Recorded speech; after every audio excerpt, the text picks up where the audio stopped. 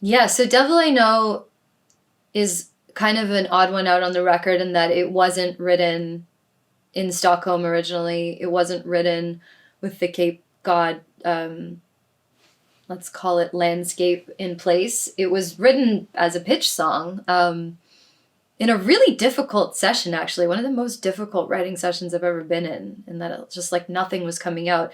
But in that original session, it was actually me that I don't play guitar, but I was just, messing around with like the strings and I came up with the dun dun dun dun dun dun dun, dun. Like I played that and then someone laid that down and then yeah. Anyway, I won't get into that original session because a lot of that doesn't even exist anymore. But it was written as a pitch song, and at the time, like Rihanna's people were interested. I remember, and nothing much happened with it, but it kind of like had interested a lot of people. And then I just sort of forgot about it. Thought like, oh, eventually someone will probably want this song. And then over the years, it really grew on me.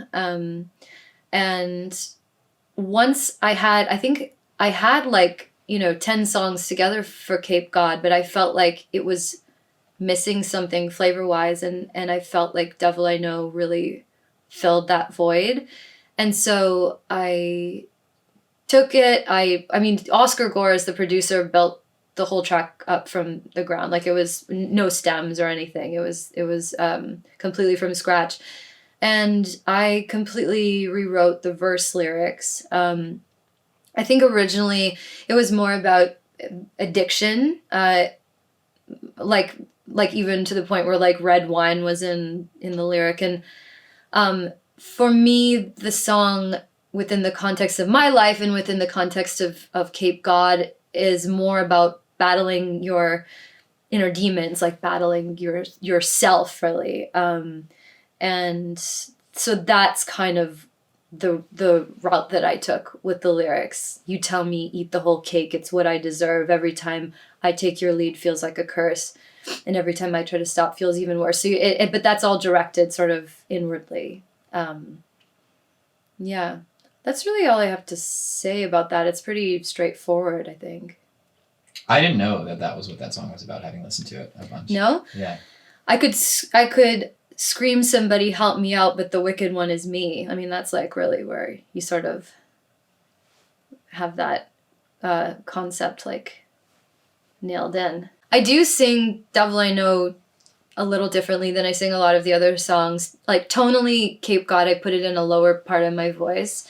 There's a lot of more sort of breathy voice and subtleties. We did like manual tuning on this. Like we really wanted it to feel like intimate, close, and natural vocals. But when I tried to sing Devil I Know with that intimacy on the chorus, at least, it didn't work. It felt like it needed to be like screamed out. So I screamed it out. Great. And this is a song that you premiered live before it was out. Why did you feel like this was the one? Well, I premiered Devil I Know live on tour in the fall, but I also included like Super Duper Party People, regulars before it came out. What else? There were a few songs that I just felt like needed to be on their feet before they came out. Kind of because I felt like they really added to the set, even though no one knew them yet, but also just because I'm thinking ahead to like, I want these to feel like in my body by the time the record comes out. So a little bit of both.